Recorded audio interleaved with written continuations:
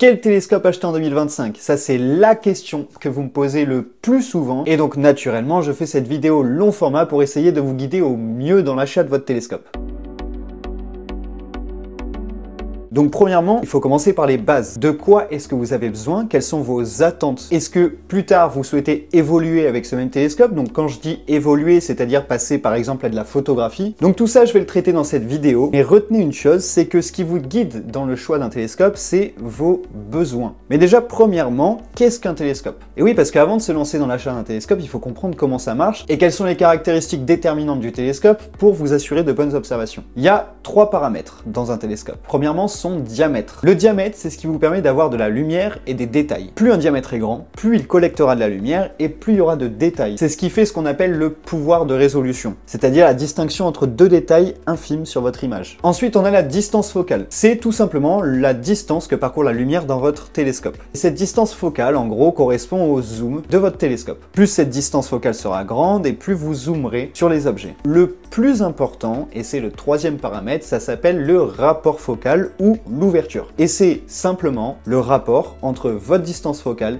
et le diamètre. Plus ce rapport est grand et moins vous capterez de lumière. Plus ce rapport est petit et plus vous capterez de lumière. Ça veut dire quoi capter de la lumière? Eh bien si vous avez un petit rapport, votre télescope va être très lumineux, c'est-à-dire qu'il va capter beaucoup de lumière en très peu de temps, et donc pour des objets profonds tels que des galaxies ou des nébuleuses, eh bien il faut du coup se diriger vers un rapport court. À l'inverse, un grand rapport va vous rapporter beaucoup moins de lumière et donc ne va pas être approprié pour des galaxies ou des nébuleuses. Ces grands rapports seront plutôt faits pour du planétaire, donc la Lune et les planètes. Donc pour des premières observations visuelles au télescope, je vous conseille plutôt des rapports focaux élevés, donc supérieurs à f/8 par exemple. Maintenant on va rentrer dans le dur, c'est-à-dire on va évaluer vos attentes et vos besoins.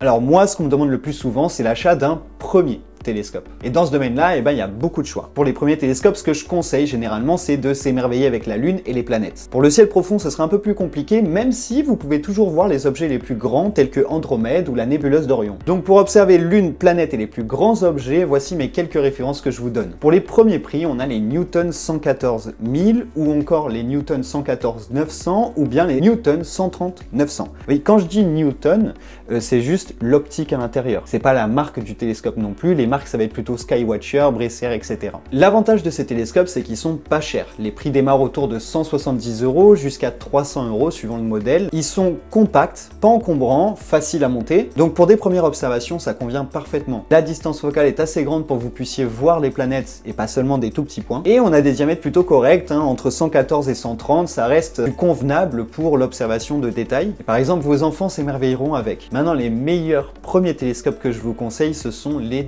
Dobson. Les Dobson ont une optique absolument incroyable pour l'observation visuelle. Vous avez par exemple le Dobson 150, le Dobson 200, et si vous avez un peu plus de budget, vous pouvez même avoir du Dobson 250. Mais sachez que commencer avec un Dobson 150, déjà, c'est génial. Le seul inconvénient des Dobson, c'est qu'ils sont assez encombrants. Le Dobson, c'est vraiment 2 blocs. Vous avez le tube et le pied. Et pour chacun des composants, il faut compter entre 10 et 20 kg à chaque fois. Et ça prend un peu de place. Donc voilà, à vous de voir aussi si vous avez de la place chez vous pour l'accueillir. Si vous avez un tout petit balcon, ça va être compliqué. Si vous avez un jardin, il n'y a aucun problème bien évidemment, ou même de quoi l'entreposer. L'avantage des Dobson aussi, c'est que vous avez juste à le pousser, tourner, vous pouvez en faire ce que vous voulez, il n'y a pas de molette de précision et donc c'est tout à fait convenable pour des enfants. Ensuite, mon autre petit péché mignon, c'est l'optique Maksutov. Pareil, c'est une optique qui coûte un peu plus cher, mais ce qui est bien, c'est que vous n'avez pas beaucoup de modèles, donc ils ne laissent pas beaucoup le choix. Et les Maksutov, ce sont des télescopes spécialisés dans le planétaire. Pour les plus petits budgets, vous avez par exemple le Maksutov 90 mm. On a ensuite le Maksutov 127, lui c'est vraiment celui que je recommande parce qu'on rentre dans un diamètre qui est vraiment convenable et qui donne de super détails à l'œil nu. Et puis au-dessus, on a ces deux grands frères, le Maksutov 150 et le Maksutov 180. Et d'ailleurs, moi j'ai un Maksutov 150 et c'est avec ça que je réalise la plupart de mes photographies, dont je vous montre quelques exemples ici. Voilà pour moi la meilleure sélection des télescopes débutants, en mon sens. N'hésitez pas aussi à donner votre avis en commentaire si vous êtes d'accord avec moi, ou si vous n'êtes pas d'accord aussi, c'est très constructif le fait que vous ayez un avis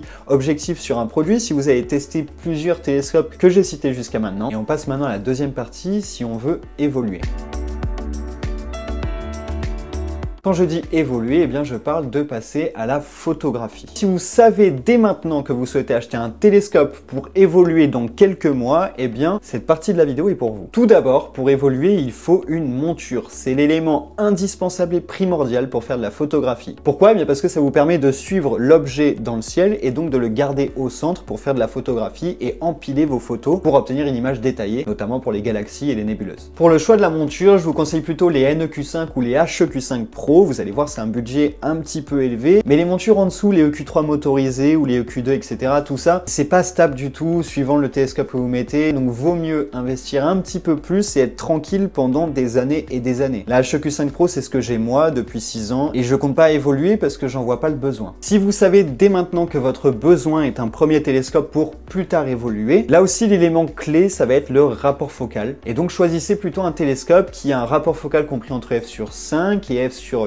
Comme ça, pour démarrer avec, à l'observation à l'œil, vous verrez déjà des beaux détails sur les planètes et la Lune. Et ensuite, quand vous passerez en photographie, votre télescope sera déjà assez performant pour que vous obteniez vos premières belles photos. Dans cette gamme-là, on a par exemple les Newton 150-750, 200, 1000. Il y a aussi le Newton 150-600 que j'aime bien parce qu'il a un rapport d'ouverture petit, donc beaucoup de lumière. Par contre, ça veut dire distance focale petite et donc vous ne voyez pas très bien les planètes avec. Voilà, j'espère que ça vous a aidé dans votre choix et que vous savez un petit peu plus vers quoi vous dirigez maintenant. Retenez bien une chose, le plus important, c'est d'identifier de quoi vous avez besoin. Est-ce que vous avez juste besoin d'un télescope avec lequel réaliser vos premières observations sur la Lune et les planètes? Ou est-ce que vous avez besoin plutôt d'un télescope avec lequel vous savez déjà que vous voulez évoluer plus tard? Donc j'espère du coup avoir bien couvert ces domaines-là. Encore une fois, les choix que je propose moi, c'est basé sur mon expérience. Donc si vous êtes en possession vous aussi de télescopes et que vous en êtes satisfait, n'hésitez pas à mettre la référence en commentaire, ça peut aider tout le monde. Et également, si vous avez des mauvaises expériences avec certains télescopes, n'hésitez pas là aussi à le dire puisque c'est très constructif pour tout le monde. Partagez la vidéo à des personnes qui pourraient être intéressées par l'achat d'un télescope. N'hésitez pas aussi à vous abonner à ma chaîne pour le soutien, ça fait toujours plaisir bien sûr. Je vous dis à bientôt pour de prochaines vidéos. Bon ciel,